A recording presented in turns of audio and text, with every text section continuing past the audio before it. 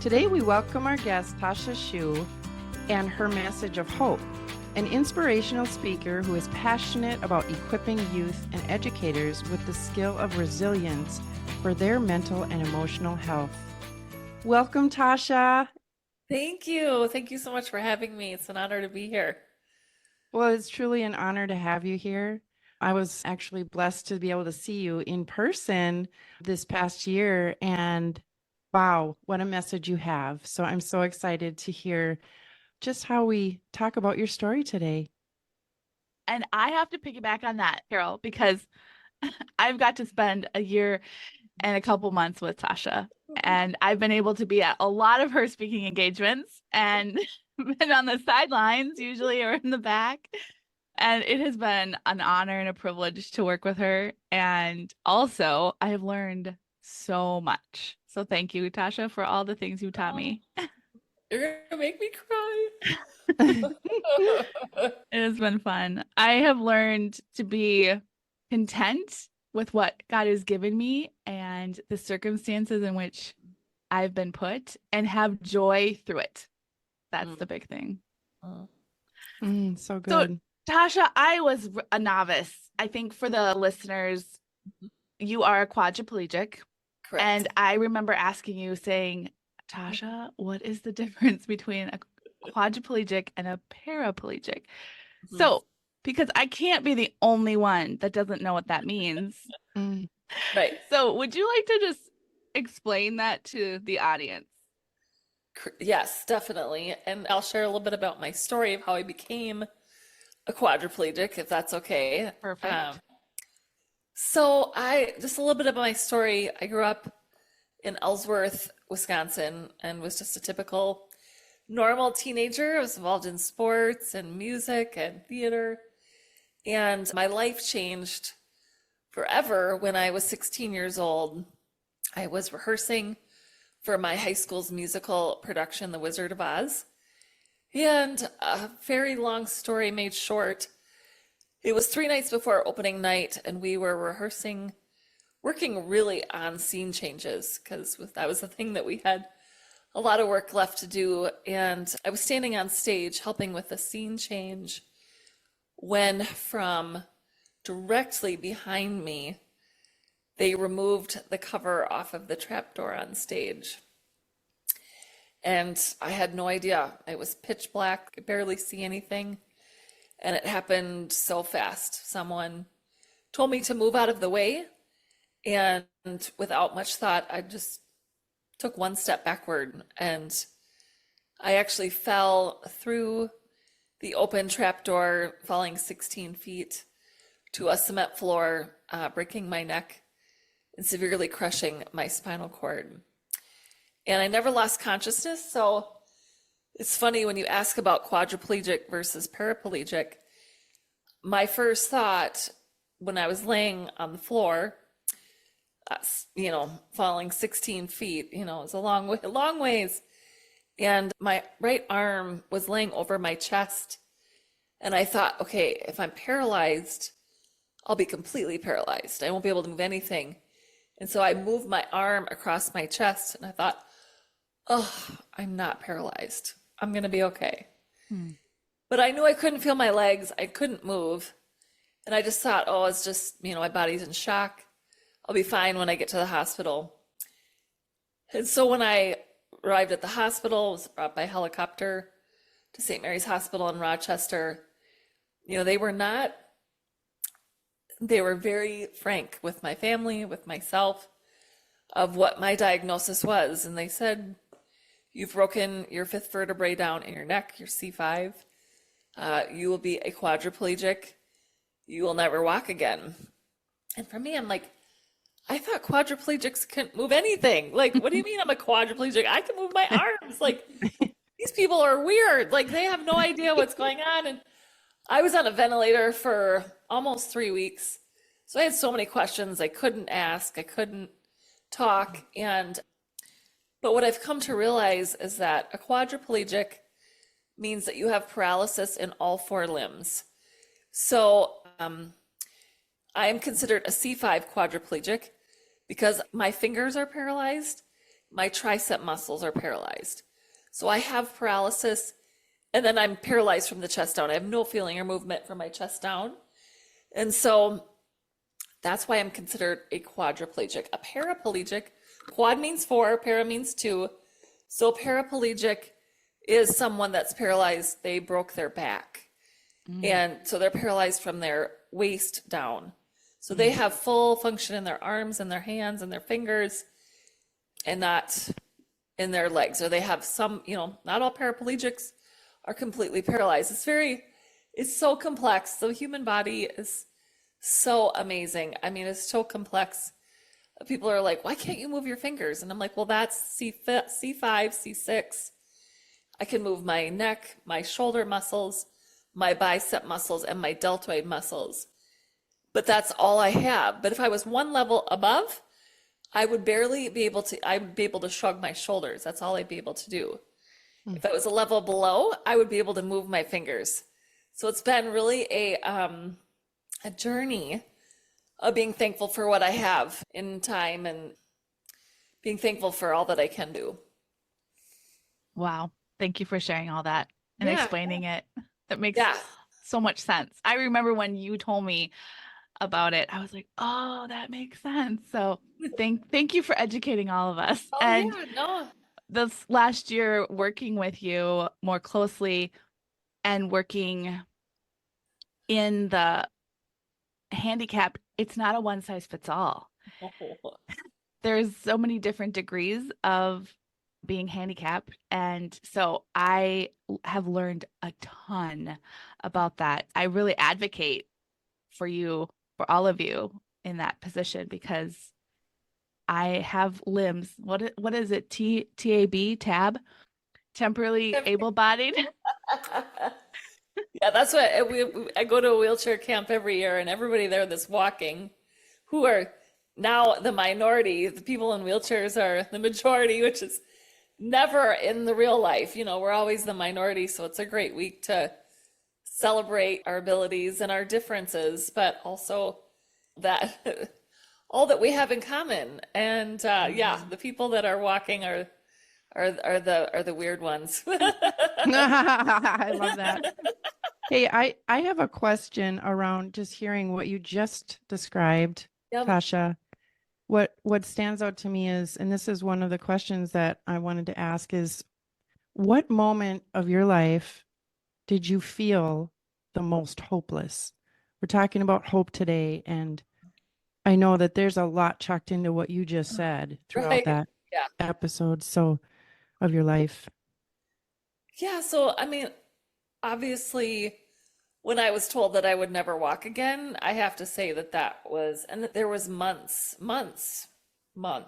that I felt hopeless. I mean, it wasn't just a one time, it was just waves of fear and wanting to quit, wanting to give up. I mean, I struggled so much with depression. I struggled so much with feeling like I was a burden on everyone around me. In one moment, I had a normal, healthy family that were big into our community. My parents owned the grocery store.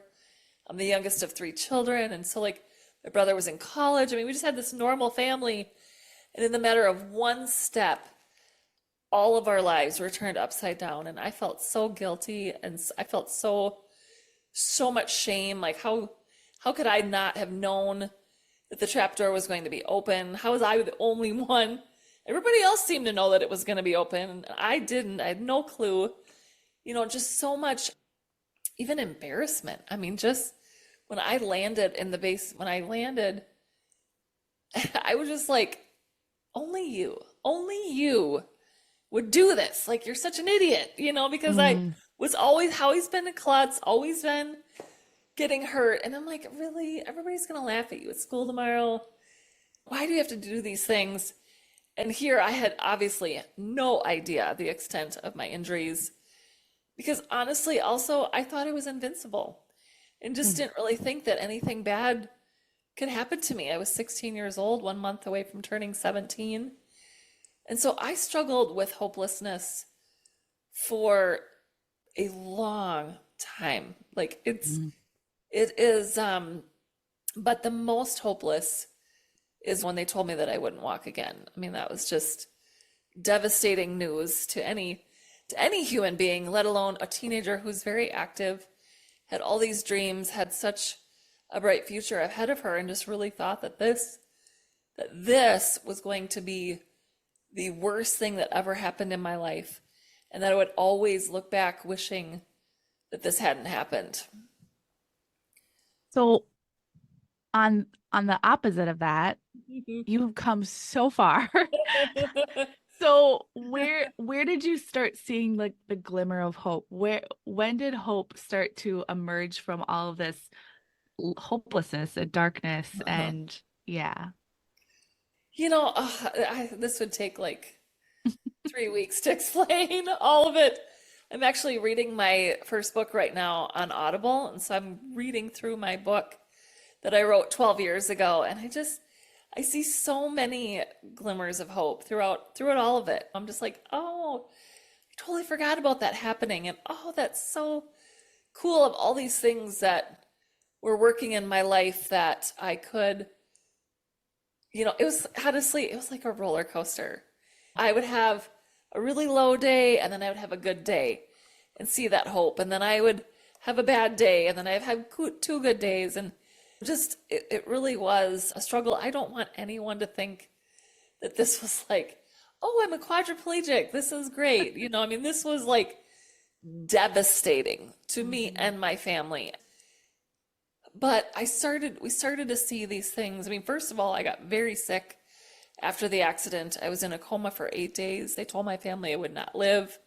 Wow. I had thousands of people that were praying for me to survive, praying for a miracle, because I had septic shock, and my fever was 108 degrees. I mean, it was just crazy what I was going through.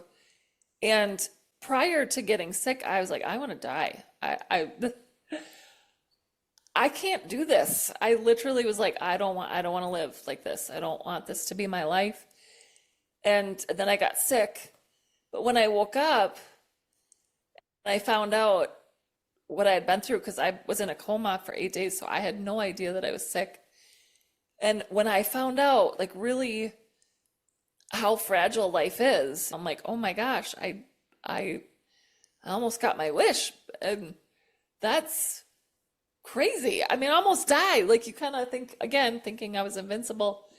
And just that little glimmer of hope of being like, wow, I must be here for a reason. I must be here. I didn't want to live, and here I am. I'm alive. Things like that. And just living at the Ronald McDonald House. My mom lived there while I was in the hospital. And when I left the hospital, my parents were building a new wheelchair accessible home for me. And just seeing other kids who were at the Ronald McDonald House who honestly had it so much worse than me. They had cancer, didn't know if they were going to live. And it just was such a perspective changer for me to be like, oh, wow, my situation is not the worst. There are people who have it so much harder than myself, just things like that. And my faith. I mean, I grew up believing in God, grew up going to church. But honestly, it was kind of a Sunday thing that my family did. God was not really a part of my life. But about a year after the accident, I became a Christian, and there was a huge glimmer of hope, because I had been trying to find peace for a long time in my life, and it wasn't until then that I really felt peace. And that is the greatest hope that we can Amen. that we can have, and no matter what our situations are, and no matter what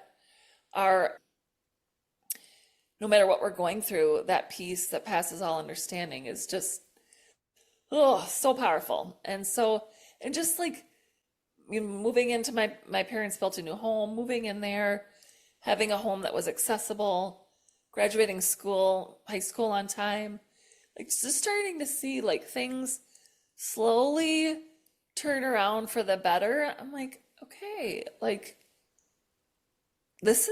things are going better. And still I was having a lot of rough days, a lot of tough times, lots of big decisions. What am I going to do with my life? Because honestly, I live in a very small town, and when I had my accident, most people wrote me off. and just said, "Oh, that's so awful. Her life's over. She'll never do anything." And I was kind of like, "Hey, don't say that about me. Like, Yeah, right. I'm gonna try to give the best that I can with this." And so graduated high school on time, went on, got my first bachelor's degree at Winona State University, learned how to drive a minivan. And I never set out to like be inspirational. I never set out to, I just literally, my motto at the time was one day at a time. Like anytime I looked 2 years, 5 years, 10 years down the road, that wave of depression would come over me. And I just knew that I just had to focus on now. I just had to focus on today, giving my best, being my best, trusting in God's plan. And I look back today and I'm just like, it's been 26 years since my accident, and I've just been able to do so much from sitting in this wheelchair that, I'm thankful. I'm so thankful that my accident happened. I think it was the best thing that could ever happen to me and for me. And, I get to help others, and I've written 2 books, and I married my Prince Charming, and I built my own home and was crowned Miss Wheelchair USA. I mean, just like all these things. I'm like, what? How's that even possible? Like, this is crazy. And that's why I love hope. I just love hope so much. Wow. So many thoughts when you were describing that. And the one thing that really popped out was when you were at the Ronald McDonald House, and how he works through that and helps you to open your eyes and see, oh my gosh, there's people who are way worse than me. And how he gives us those situations and sometimes little nuggets in our walk to show us you're okay. I'm with you. It could be worse, and I'm going to walk with you. Don't worry. And perspective is so That's what I was going to say. it's so easy to get so focused on me. Me. And that's only normal. I mean, my life was completely flipped upside down. Like but at the same time, I speak about this a lot, is that no matter how hard things are and how difficult things are, we always still have things to be grateful for. There's still good in every single one of our lives. And that's really what in time, for a long time, I wasn't in that space. I couldn't think that, because there is a grieving process. There is so important to grieve loss. And I don't want anybody listening today to be like, oh, I just have to, throw out grief, because grief is healing. And we have to go through grief in order to get through that. But it's these things, being grateful, perspective, all that help us to move through that and come out on the other side. Amen. So can you give us your hope? What is it? I forget. Acronym. Thank you. Yeah, no, yes. So I cannot take credit for this. I did not. I wish I would have created this because it's so cool. But actually, a friend of mine, I was actually on her podcast, and I was talking about how much hope meant to me and what hope has been and how I speak about hope. And she's like, there's this acronym, and it's hold on, pain ends. And I'll say it again, hold on, pain ends. And it's the first letters spell hope. And I'm like, are you kidding me? Because hope is always something that's kind of hard to define. It's hard it's kind of this, word that's like really hard to put a definition to. Because a lot of times it's like, oh, I wish, I hope so. I hope it goes that way. I hope. But really what I've come to realize is hope is just believing in better days. It's believing that things are going to get better and that you have the strength to get through it. And that's why I love that acronym of hold on, pain ends, because I've had people tell me in my speaking, well, you can't tell people that things are going to get better because you don't know if they're going to get better. And I'm like, well, that's true, but I am a quadriplegic. If there's like any person in this world that can say it will get better, I believe that I have the proof and the ability to say that because I live a life that most people fear, that Mhm. most people think would be the worst thing that could ever happen to them. And I love my life. I would not change anything that I've been through. And I believe, and I've seen how things have gotten better and better and better. Do I have challenges? Every day. Do I have struggles? All the time. I mean, it's not that my life is perfect, but it is just realizing that whatever comes our way, we're going to get through it and we'll Mhm. come out stronger on the other side. And most of the time, come out so much better with knowing what matters, of knowing, again, perspective, of being grateful for what we have. I mean, we come out stronger when we go through these challenges. Yeah, I my mom has a saying. She probably didn't come up with this, but you can't have a testimony without a test. Mhm. Mhm. And it's sort of the same thought. You have to go through things, hard things in life make you a stronger and better person. And God works all things out, not just one or two things, Right. all things out for his good and his glory. And that's why we're on earth, is to glorify God. And your life is definitely proving to me over and over that God's glory is definitely shown through your circumstances, through your life, and how what you've achieved, what you do every day to help others in, mental health is huge right now. And that, I Mhm. mean, there's a need for hope. And I Yeah. believe that God is the only way to complete hope and trust. And so, do you have like a life verse Can I? or no? Yeah, I Go was ahead. gonna say maybe she's gonna say this, maybe Tasha, you're gonna say this, but one verse that I think of when you were just talking, Tasha, and then Bethany, around what God is, and it's Romans 15:13, one of my favorites, and it's around hope. May the God of hope fill you with all joy and peace as you trust in Him, so that you may overflow with hope by the power of the Holy Spirit. And Tasha, you're like a visual of this. You know, God has worked through you so fully in your life. Mhm. Um, Yeah, and I look back and I'm just like, I can't even, can't even, there are days where I have to just pinch myself and just be like, you're a quadriplegic. You should be sad and, bitter and I'm just like, and trust me, it's been a journey, 26 years. So I don't want anybody listening today to think that this was, honestly, my first 10 years were the hardest time. I told people the first 2 years was the worst. And honestly, it took me 10 years to be like, okay, this is good. I'm happy to be here. I have done more than I ever thought possible. God is faithful.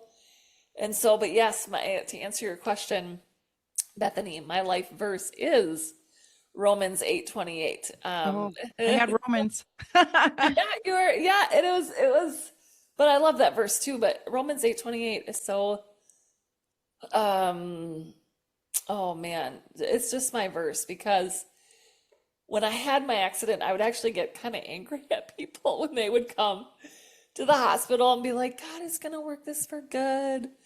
And I'm like, yeah, that's nice for you to say. Like you get Uh-huh. to walk out of my hospital room and I'm the one that has to live this. Like Mhm. I don't see God doing anything good through this. Like Yeah. what kind of God is that? And I really struggled with my faith. I was angry because I didn't have anybody to blame at the theater. It was just Mhm. an accident. It's such a long story, but there was no ill intention. There was nobody that was trying to cause, and everybody was devastated that this happened. I mean, it was just, and so honestly, the only person I could blame was God.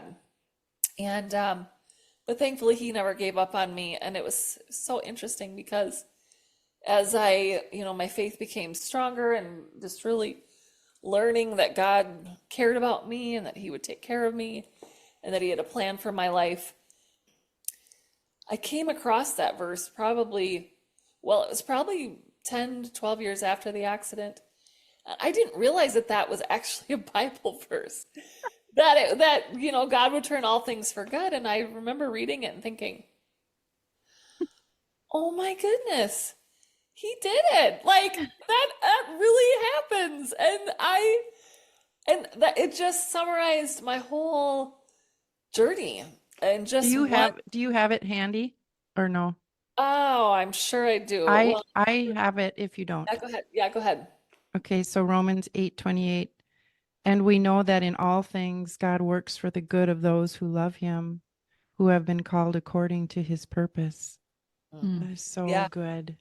Yeah. I mean, honestly, everything that I've been through, I've had hospitalizations, I've had relationship failures, I've had, I mean, just all of these things. And I'm like, how can you turn this for good? I just don't understand how you can, like, this is the one. No, this is the one that you're not going to be able to.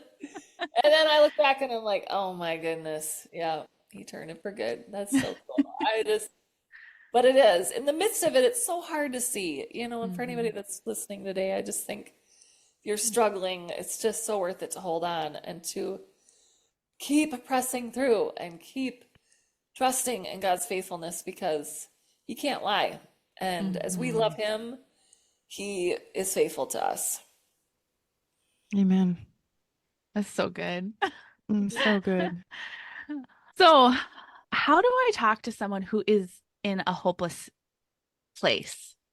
Yes. A Yeah. friend, a family member, Mhm. someone that we're not very close to, because I struggle with when someone is diagnosed with cancer or there is an accident or they've lost a child or any kind of big thing. How do you talk to someone like that in that situation? And I know the struggle of that. When I had my accident, I just had a lot of friends that did not come to the hospital because they were afraid of what to say. And it was so heartbreaking because I was like, honestly, you don't have to know what to say. Mm, The best thing you can do for someone that's feeling hopeless is just be there. Listen. You don't have to have the answers. You don't have to have all the solutions. Literally, when someone's feeling hopeless, they just need someone to be there for them. And that's what I look back at the friends that came and literally looked at me and said, I don't know what to say, but I'm here. mm, And I think that that's as humans, we want to fix everything. We want to say all the right things. And most of the time when we're trying to say the right things, that's when we say the wrong things. yeah. And so it's just, I think honestly, just saying that to somebody, I don't know what you're going through, but I'm here, I care, and I will listen. And Mhm. and as someone who's been through all that I've been through, there have been times where I've kind of failed at this, where I thought, oh, I'll just give them all the advice and give them, all the things that I've learned. But lots of times people are not ready for that, and they just need to know that they're not alone. And they just need to know that someone cares. And so it was interesting because after I was very frustrated with my friends at times. And don't get me wrong, I had friends that were really wonderful, but I had other friends that just didn't come. And I thought, I would be here. I can't believe that you're not here to support me. And then when it was about 5 years after my accident, my elementary principal was diagnosed with Lou Gehrig's. Mm, And I thought, I'm going to go visit him.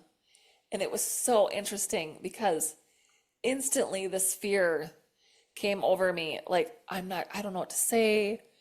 mm, I was scared. Like, what if I say the wrong thing? And it was just like this moment of like, Tasha, this is how all your friends felt. Like, mm, now you understand why they didn't come and why, because it is scary and it is overwhelming. And to acknowledge our mortality and to acknowledge, the struggles of life can be very challenging. But I just think, especially in our world today with cell phones and so much loneliness and disconnection, I just think, and there are so many people who are feeling hopeless, so many people. And I just think if people just knew You don't have to have all the answers. It's just be a good listener.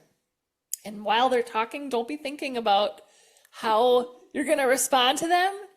Just listen. And I think that's the best advice that I can offer, because it's what helped me when I had my accident and over the years, and just even in the mental health realm, is just saying things like, we have to be really careful saying things. There are people that have it worse. Get over it. Just move on. Things like that are not helpful. What's helpful is just letting them vent and letting them get off their chest what they're struggling with, because sometimes that's the best therapy. That's the best healing moments is just being able to share what you're going through. Mm-hmm. That's so That good. makes sense? Yes, it does. Yeah. I was also thinking, a friend of mine found out she had MS, and I don't know what that's like. I've heard of it, but I had another friend that they knew each other, and the other friend also had MS, and she'd been dealing with it for a longer period of time. So I said to the friend that I didn't know how to help her. I was there, and I said, "Hey, you should reach out to so and so. They have lived with this a little longer. They might be able to give you some tips." And she came back and thanked me, and she's like, "It helped so much." So sometimes we don't have the answer, but we know somebody who else Oh, is going through that yes.